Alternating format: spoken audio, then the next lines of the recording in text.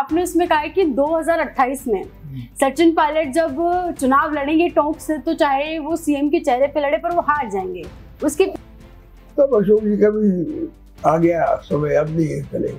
अच्छा, अब नहीं आ पाएंगे दोबारा? आपको क्या, आप क्या सोचते हैं इस पे? ये तो मैं नहीं कह सकता, भविष्यवक्ता जी, परिस्थितियां लगती नहीं है। नहीं, आपको इतना लंबा राजनीतिक अनुभव रहा है। तो मुझे नहीं लगता है, मुझे नहीं लगता है ऐसा। अशोक जी ने जिस प्रकार की भाषा का प्रयोग सचिन जी ने किया वो अच्छी भाषा है। अब ये युग चल गया है नरेंद्र मोदी एरा। अच्छा। अब राजस्थान में एक तो ये चेन टूट गई, अशोक गहलोत और वसुंधरा राजे अशोक गहलोत। अब मोदी जी ने वो चेन तोड़ दी। जवाहरलाल मीणा जितने मजबूत थे उतने ही मजबूत हनुमान बेनीवाल है। वो जैसे मुख्यमंत्री बने यही बन जाएगी। सोनिया गांधी को हिंदी नहीं आती थी तब, अब तो आती है। और अशोक गहलोत को अंग्रेजी नहीं आती थी जी। वो लाल डायरी जो वो फालतू की बात है, फालतू बात। ये लाल डायरी दिखाना ये तमाशाबाजी अगर है तो रखना चाहिए साहब। अशोक जी कभी नहीं छोड़ेंगे सरदारपुरा, लड़ेंगे तो वही लड़ेंगे। अब उन्होंने अपने लड़के को इतना लड़ा लिया ना, दूसरी सीट से सब जगह से हार गए ना, सब जगह से। वो जानते हैं सरदारपुरा में उनको कोई नहीं। राजनीति में पहले ज्यादा अच्छी तरह से ह्यूमर होता है, मजाक होती है, लेकिन किसी को अपमानित करने के, व्यंग करने के छोटी बात मुझे नहीं बोल रहा है। नमस्कार, मैं हूँ मुनालिका मिरथवाल, आप देख रहे हैं राजस्थान वन। और आज हमारे साथ मौजूद हैं पूर्व नेता और 5 बार रहे विधायक सुरेंद्र व्यास जी। सर ने हाल ही में एक बड़ी दिलचस्प सी किताब लिखी है और उस किताब का शीर्षक अगर आप सुनेंगे तो वो भी बड़ा दिलचस्प सा है, एक विफल राजनीतिक यात्रा। और उसमें सर ने बड़ी दिलचस्प बातें कही हैं, तो उन्हीं कुछ बातों पर और वर्तमान राजनीति पर आज हम चर्चा करेंगे सर से। बहुत नमस्कार सर। नमस्कार जी सर। मेरी सबसे पहला और प्रथम सवाल, जो मुझे सबसे दिलचस्प बात आपकी किताब में लगी, वो ये है कि आपने उसमें कहा है कि 2028 में सचिन पायलट जब चुनाव लड़ेंगे टोंक से, तो चाहे वो सीएम के चेहरे पे लड़े पर वो हार जाएंगे। उसके पीछे की क्या वजह है? हार जाएंगे नहीं कहा, मैंने कहा हार सकते हैं। अच्छा। उसकी वजह एक माइनॉरिटी की सीट है वो, और माइनॉरिटी की सीट पे सचिन पायलट इतने सीनियर लीडर है कि आज की तारीख में उनको कम से कम 20 सीटें ऐसी है कैसे वो जीत सकता है। तो माइनॉरिटी को तकलीफ हो रही है इस बात की कि लगातार हमारी सीट को भी अगर माइनॉरिटी किसी भी आदमी को खड़ा करता है सचिन जी, तो क्या इतना प्रभाव आराम से जीत जाएगा। लेकिन माइनॉरिटी में नाराजगी बढ़ती जा रही है, अगर खुद लड़ेंगे तो हो सकता है वो हार जाए जी। ये कहा। अच्छा सर, एक और बात आपने उसमें कही है कि इंदिरा गांधी ने जो इमरजेंसी वाला फैसला लिया था वो संविधान के खिलाफ फैसला था, ऐसा क्या कुछ उसके पीछे वजह थी? वो सभी जानते हैं, उसमें मेरी कोई नई बात नहीं है। नहीं, बात खुद इंदिरा जी ने कभी जस्टिफाई नहीं किया उसको। अशोक गहलोत पता नहीं क्यों जस्टिफाई करते हैं। इंदिरा जी ने कभी इमरजेंसी को न्यायोचित नहीं बताया। अच्छा। पर कोई कांग्रेस का नेता नहीं कहता ठीक है, इतने बड़ी नेता से कोई गलती भी होती है, काम करने वाले से गलती, लेकिन इंदिरा जी अनेक अच्छे काम किए और बहुमूल्य योगदान इस देश को दिया है। ठीक है, कोई गलती भी हो जाती है, परिस्थितियां उस वक्त ऐसी हो गई थी, कुछ लोगों को भी गलत सलाह रही, इसलिए ठीक है। बाकी संवैधानिक तो था, उसमें क्या दिक्कत है। अच्छा सर, आप वर्तमान राजनीति जो अभी राजस्थान की देखते हैं, जो कुछ अभी राजस्थान की राजनीति में चल रहा है, उसे आप पिछली पुरानी जो राजस्थान आपके समय पर वो बिल्कुल अलग हो गई। अब राजनीति देखिए, नेहरू एरा, इंदिरा एरा, ये एक युग होते हैं। अब ये युग चल गया है नरेंद्र मोदी एरा। अच्छा। अब राजस्थान में एक तो ये चेन टूट गई, अशोक गहलोत और वसुंधरा राजे अशोक गहलोत। अब मोदी जी ने वो चेन तोड़ दी, जवाहरलाल जी को बैठा दिया, और वैसे ही परिस्थितियां बहुत बदल गई, अलग किस्म की राजनीति हो गई। अब मैंने उसमें लिखा है किताब में, बहुत कटुता इतनी ज्यादा बढ़ गई दोनों पार्टियों में, मतलब आपस में विपक्ष के साथ, तो दुफा की मूड ऐसा नहीं होना चाहिए। और साथ में प्रतिबद्धता अपनी खुद की पार्टी के लिए है, वो होना चाहिए, वो है अभी। पहले उसमें भी थोड़ी कमी थी, तो फर्क तो है रात दिन का। अच्छा सर, अभी हाल ही में अभी आपने देखा होगा नरेश मीणा जो है वो जेल से रिहा हुए और उन्हें भी बड़ा कद्दावर युवा नेता कहा जाता है। उनके बारे में आप क्या कुछ राय रखते हैं? आप उनकी उनके विषय में कुछ भी नहीं जानता, इसलिए मैं उसमें कोई टिप्पणी नहीं करना चाहता। बाकी जो है नेतागिरी के अंदर झापड़ लगाना, हाथापाई करना, ये बिल्कुल अवांछनीय है। मुझे अच्छी तरह से याद है कि बीजेपी के लीडर थे, राजस्थान को भी याद होगा, देवी सिंह जी भाटी थे, 7 दफा जीत के आए थे। उन्होंने आईएएस की झापड़ मार दिया था। ये बिल्कुल गलत है और कोई भी कोर्ट इसको अब देखिए इतने जेल में लेके आए तो कोई कोर्ट की दुश्मनी थोड़ी नहीं दे रहा है बेटा से। ये एक बहुत आपत्तिजनक स्थिति है कि पब्लिक सर्वेंट को झापड़ मार देना। कोई आपने कर्तव्य निर्वहन में आप ठीक है उसे डिसएग्री करते हैं, अगर कोई गलती भी है तो आप उसको अपने तरीके से डील कर सकते हैं। बिल्कुल। बाकी और मैं उनके विषय में जानता नहीं हूँ। अच्छा, एक और चेहरा इन दिनों राजस्थान की राजनीति में बहुत ज्यादा चल रहा है, वो है हनुमान बेनीवाल का दावा। ये भी उनको बड़ा कद्दावर जाट नेता कहा जा रहा है। ये भी दावा उनके समर्थक करते हैं कि आने वाले मुख्यमंत्री भी वो राजस्थान के होंगे। आपको लगता है? पहले किरोड़ीलाल मीणा के लिए भी दावा किया जाता था। अच्छा। वो भी हेलीकॉप्टर से चलते थे। ठीक है, किरोड़ीलाल मीणा जितने मजबूत थे उतने ही मजबूत हनुमान बेनीवाल है। वो जैसे मुख्यमंत्री बने ये भी बन जाएंगे। अच्छा जी सर, तो ये तो बड़ा व्यंग इस बात में आप बड़ा व्यंग नहीं है, मतलब ठीक है, दोनों लीडर है अपने राइट में। वो भी लीडर है, बहुत बड़े लीडर है, ये भी बहुत बड़े लीडर है। मैं क्या कह सकता हूँ इसका। अच्छा, जवाहर सिंह बेगम के लिए उन्होंने एक बयान दे दिया था जिसमें उन्होंने उसको मैडम कह दिया था, मतलब उनके गांव के नाम का मजाक उड़ा दिया था। तो तब से एक बात बड़ी चलने लगी कि हनुमान बेनीवाल ऊंची राजनीति करते थे, मतलब बयानबाजियां बहुत ज्यादा चलती रहती है। इसमें हनुमान बेनीवाल का प्रश्न नहीं है। राजनीति में पहले ज्यादा अच्छी तरह से ह्यूमर होता है, मजाक होती है, लेकिन किसी को अपमानित करने के, व्यंग करने के, छोटी बात मुझे नहीं बोलना चाहिए। कोई भी हो, चाहे हनुमान बेनीवाल हो चाहे मैं हूँ, नहीं बोलना चाहिए। अब क्यों बोलते हैं मुझे नहीं पता। अच्छा सर, परसाराम मधेरना के बारे में सर आपने जरूर सुना होगा, वो भी बड़े कद्दावर जाट। नहीं सुना नहीं था, मैं तो परसाराम जी साथ रहा हूँ बहुत। अच्छा। हाँ? सर वो मुख्यमंत्री कभी राजस्थान की एक जाट मुख्यमंत्री आज तक कभी राजस्थान को मिला नहीं। वो कभी मुख्यमंत्री क्यों नहीं बना? बड़े कद्दावर नेता थे वो। वो तो 1998 में मुख्यमंत्री बनने वाले थे। हाँ। लेकिन 98 में अशोक जी ने मैनेज कर लिया।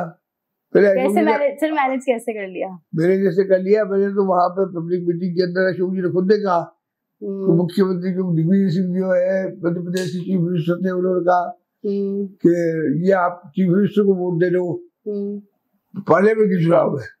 उनका नहीं वो तो परशुराम जी है।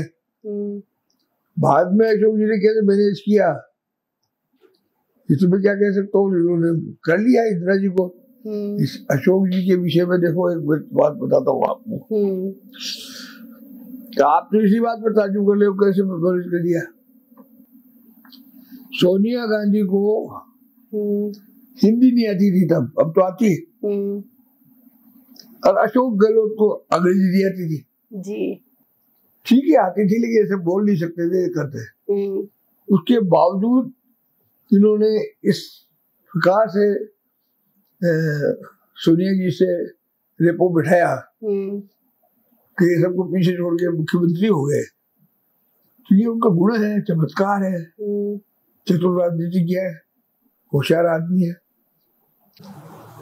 अच्छा सर, अभी हम हाल ही में हमने राजेंद्र गुडा जी से मुलाकात की थी, तो उन्होंने एक बात कही थी, और ये बात सिर्फ उन्होंने ही नहीं कही, कई लोगों के मुंह से हमने पहले भी बात सुनी है कि अशोक गहलोत 3 बार राजस्थान के मुख्यमंत्री रहे हैं और वो अपनी ज्यादातर ऊर्जा लोगों को पीछे खींचने में लगा देते हैं, ना कि अपनी पार्टी को आगे बढ़ाने देने में। क्या इस बात में कोई सच्चाई है? नहीं, मुझे इसका पता नहीं है, लेकिन मुझे पता है वो वापस कभी नहीं आया। अच्छा। और उसके बावजूद दोबारा आता है। और ये बात जो है उनको वसुंधरा राजे में भी लागू थी। ये चेन तोड़ी है आपके। तब अशोक जी का भी आ गया समय, अब नहीं चलेगा। अच्छा, अब नहीं आ पाएंगे दोबारा? आपको क्या, आप क्या सोचते हैं इस पे?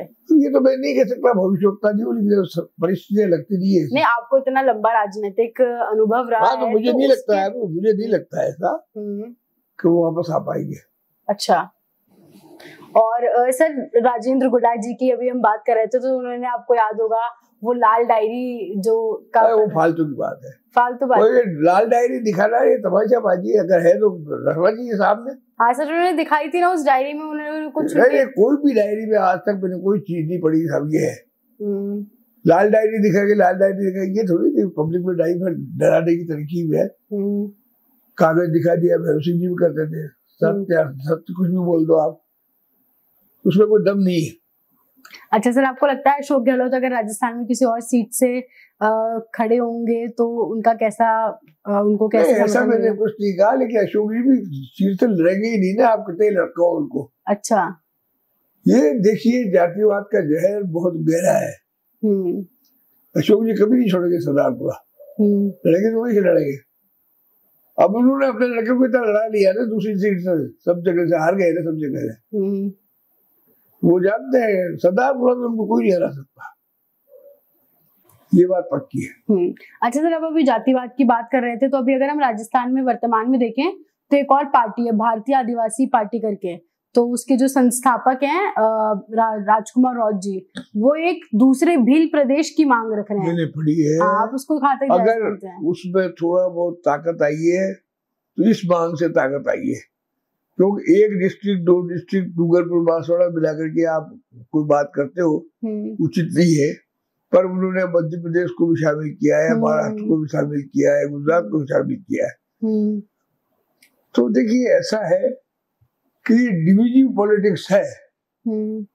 अब एक अलग प्रदेश बनाने की कितना जाग पकड़ती है, कितना नहीं पकड़ती है, बाकी संविधान के अंदर लिखा हुआ है, उसके हिसाब से सभी गवर्नमेंट, चाहे कांग्रेस की हो चाहे बीजेपी की हो, राजस्थान हो चाहे मध्य प्रदेश हो, महाराष्ट्र हो चाहे गुजरात हो, ट्राइबल एरिया को सभी डेवलप करने की कोशिश करते हैं। और वो एक सामूहिक मांग भी उठाते हैं तो उचित है, उसका कोई दिक्कत नहीं है। ये अलग अलग प्रदेश की मांग नहीं करनी चाहिए मेरे ख्याल से। अब मैं लोकल फीलिंग्स क्या है ये मैं नहीं कह सकता। तो सबसे बड़ी बात ये नहीं, लोग तो भावना में चलते हैं, बिल्कुल, और इतनी दूर से उनकी समस्याओं को मैं समझ भी नहीं सकता। मैं अनाधिकार सब विषय के ऊपर अपना आधिपत्य करके बात कहूँ, उचित नहीं हुआ। अच्छा सर, अभी एक और मुद्दा राजस्थान में बड़ा चल रहा है और वो है जो तहसीनपुर करके एक गांव है, वहां पे वो जो छतरियों का मुद्दा बड़ा वहां पे चल रहा है, उसको वो मुद्दा वहां के प्रशासन ने दबा दिया। वहां पे दो समुदायों में झड़प हो गई, लड़ाइयाँ हो गई, पत्थरबाजियां हो गई, उसके बाद वो मुद्दा दब गया। फिर अचानक से जो वहां के विधायक है हरीश चौधरी जी और सांसद उमेदाराम बेनीवाल है, उन्होंने उस मुद्दे को वापस से उठाने के लिए वहां पर रामधुनी का पाठ वगैरह 10 दिनों बाद वापस से उस मुद्दे को उठाने की कोशिश की। आप उसके बारे में क्या राय रखते हैं? मैं उस बारे में जानकारी नहीं रखता हूँ, लेकिन मैं जानता हूँ कि प्रशासन जो है मुद्दे सुलझाने की जगह दबाने की चेष्टा करता है और राजनीतिक अपने निज स्वार्थ के लिए मुद्दे उठाने की कोशिश करते हैं। बाकी उस विषय में कोई विशेष जानकारी नहीं है। अच्छा सर, अब थोड़ा सा हम पीछे जाते हैं। आप अशोक गहलोत के साथ बड़ा आप रहे हैं, तो ये जो पिछले समय में अशोक गहलोत और सचिन पायलट के बीच में जो कुछ भी वो मानेसर वाला कांड, वो अपने विधायकों को होटल में लेके चले गए, उन सब चीजों पे अपनी किताब के अंदर अशोक जी ने जिस प्रकार की भाषा का प्रयोग सचिन जी ने किया, वो अच्छी भाषा है। इतने बड़े आदमी को, अशोक जी बहुत बड़े आदमी है जी, और सचिन जी ने बहुत नियंत्रण रखा है, बहुत संयम रखा है। सचिन जी की भाषा बहुत अच्छी है जी, उन्होंने कभी कोई गलत बात अशोक जी के लिए नहीं कही।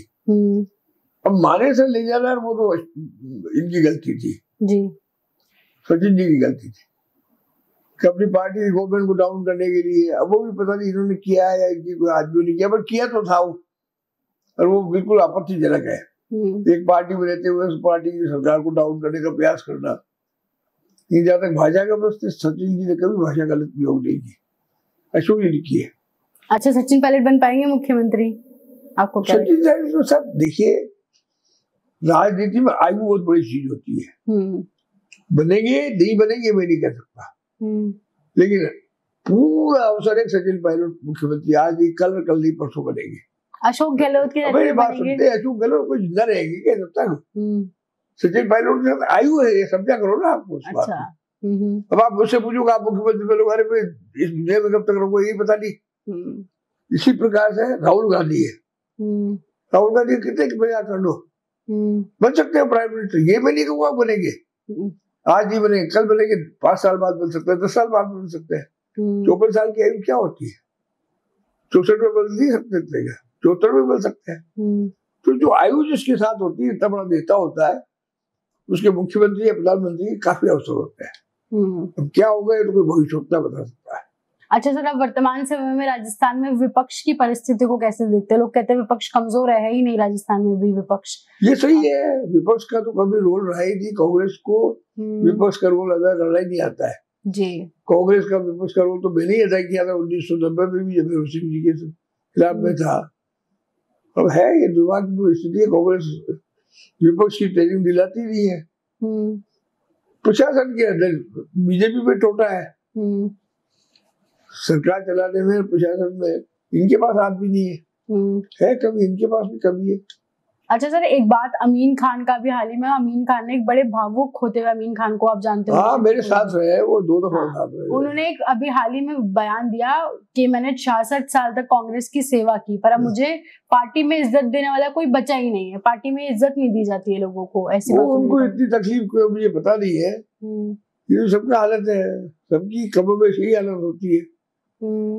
अभी धीरे धीरे धीरे धीरे जब दूसरा वो आ जाता है, अब देखिए आप कुतुब मीनार पे बैठे रहे तो नहीं, समय परिवर्तनशील है। अब वो समय नहीं है, बहुत लोग नेपथ्य में चले जाते हैं राजनीति में, तो उसके बाद थोड़ी वो स्थिति होती है जो पहले होती है।